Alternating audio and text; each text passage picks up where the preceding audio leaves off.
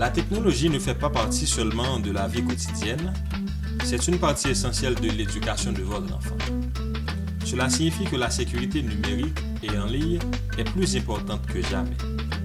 Au cours de cette vidéo, vous découvrirez des plateformes que les écoles publiques d'Everett utilisent pour le modèle d'apprentissage à distance, e-éducation et les meilleurs moyens de garantir la confidentialité de vous et de votre élève. Nous vous encourageons à regarder cette vidéo en famille car les conseils sont tous aussi importants pour les parents et les soignants que pour les élèves. D'abord et avant tout, identifions rapidement les plateformes numériques et en ligne et les produits les plus couramment utilisés par nos enseignants lors de la e-éducation. Clever, Google Classroom, Zoom, Razkid, iReady, Footsteps to Brilliance, BrainPop, ClassDojo, Extramat.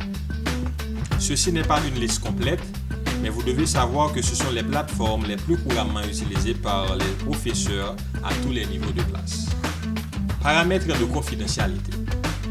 Vous devez régulièrement réviser les paramètres de confidentialité de vos appareils, que vous utilisez un Chromebook, un ordinateur portable ou un ordinateur personnel. Très souvent, les paramètres changent de on à off et vice-versa.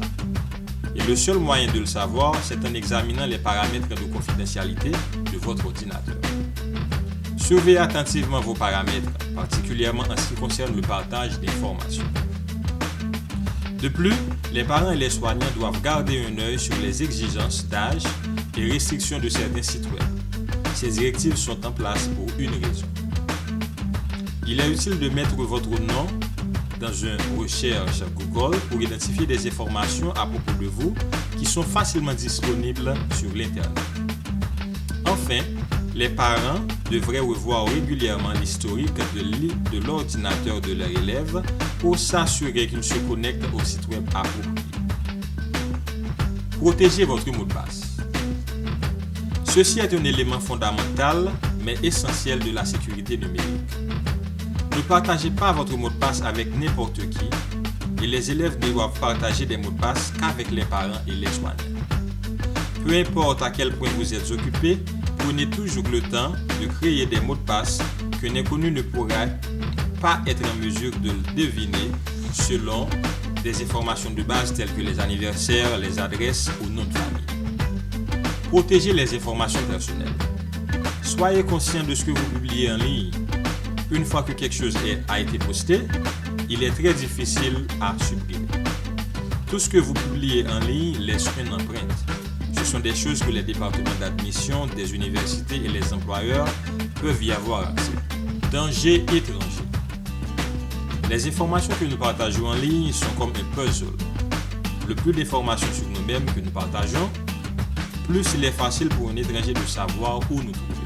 Ainsi, lorsque nous disons à nos enfants de ne pas parler à des inconnus, nous devons insister que cela s'applique à aussi l'Internet, bien qu'en public. N'envoyez pas de photos à personne en ligne. Les élèves devraient immédiatement informer un adulte si quelqu'un lui demande de prendre et ou d'envoyer des photos. Les élèves doivent également informer un adulte si quelqu'un leur demande de prendre ou passer un appel téléphonique, se rencontrer en personne ou révéler des informations personnelles sur eux-mêmes ou leur famille. Ne partagez jamais votre numéro de téléphone, informations scolaires, adresse ou informations personnelles avec un inconnu. Intimidation. Si vous voyez quelque chose qui ne semble pas correct en ligne, assurez-vous de le signaler à un adulte. Parents, gardez à l'esprit que l'enfant de n'importe qui peut être l'agresseur ou une victime. Une chose à surveiller est le comportement secret. Si votre élève se cache leur appareil lorsque vous passez, vous voudrez peut-être l'examiner. Aussi, gardez un œil sur les changements dans les habitudes alimentaires et de sommeil. Celles-ci pourraient être des indications que l'intimidation se produit. Pensez à avoir un ordinateur et une station de recharge pour téléphone à l'extérieur de la chambre de votre enfant durant la nuit, pour limiter son accès à la technologie en dehors de la journée d'école d'enseignement lorsqu'ils sont sous plus de surveillance directe. Lorsque vos enfants viennent à vous avec un problème, respirez et comprenez qu'il était difficile pour eux de vous demander de l'aide. Écoutez-les et ensuite prendre une décision sur ce qu'il faut faire. Avec tout ce qui se passe dans le monde aujourd'hui, l'apprentissage en ligne est à la pointe de l'éducation. Il est important de connaître les bonnes mesures de sécurité à prendre pour garantir un accès sûr à l'éducation. Parlons maintenant des appareils que les élèves utilisent chaque jour. Ton ordinateur. Il est important d'informer à votre enfant de ce qu'ils doivent et ne doivent pas télécharger sur un ordinateur. Les adultes sont régulièrement dupés par des faux logiciels et spam. Alors, imaginez à quel point il est difficile pour les enfants de déterminer ce qui pourrait être nocif. La meilleure pratique générale consiste à télécharger des fichiers uniquement à partir des sources fiables. En cas de doute, installez un conseiller de site pour vous aider à décider si un site de téléchargement est digne de confiance ou non. Par précaution supplémentaire, encouragez vos enfants à vous consulter avant de télécharger des fichiers inconnus. Les Chromebooks émis par les écoles publiques d'Everett ne doivent être utilisés qu'à des fins scolaires et d'apprentissage. Toutes les ressources pédagogiques nécessaires pour l'apprentissage seront explicitement expliquées par nos professeurs. N'hésitez pas à demander au professeur de votre enfant ou à un agent de liaison familiale à tout moment que vous ne reconnaissez pas un programme ou une plateforme en ligne, ou votre enfant demande ou utilise une application qui vous préoccupe. Clever. Vous savez probablement que votre enfant accède à e-éducation en utilisant un programme appelé Clever. Certains étudiants entrent dans Clever en se connectant avec leur propre compte Gmail, Everett, tandis que d'autres utilisent un Clever Badge. Clever est comme un sac à dos virtuel où tous les travaux scolaires de votre enfant sont stockés. Les élèves utilisent également Clever pour accéder aux cours Zoom de leurs enseignants.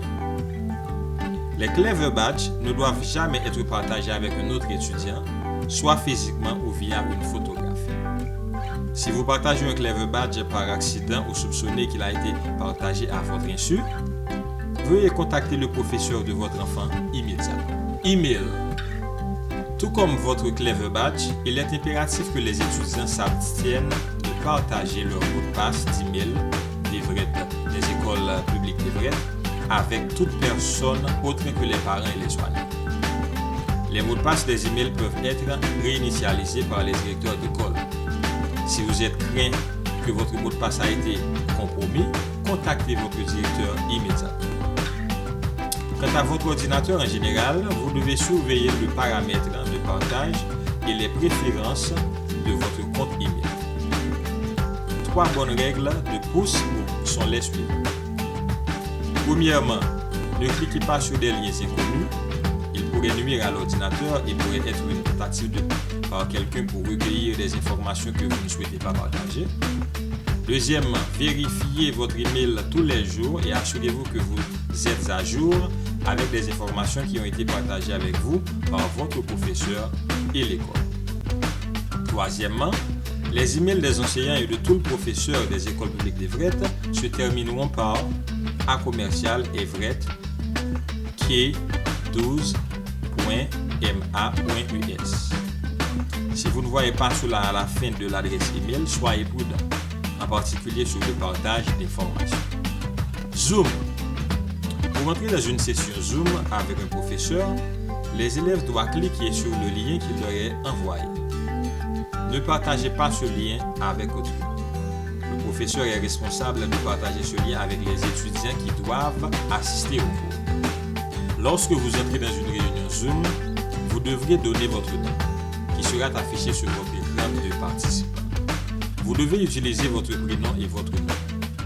Tout étudiant qui entre dans une séance de Zoom avec un faux nom sera signalé à l'assistant directeur. Les directeurs d'école peuvent voir toutes les informations sur l'appareil des élèves lorsque la classe Zoom est en cours.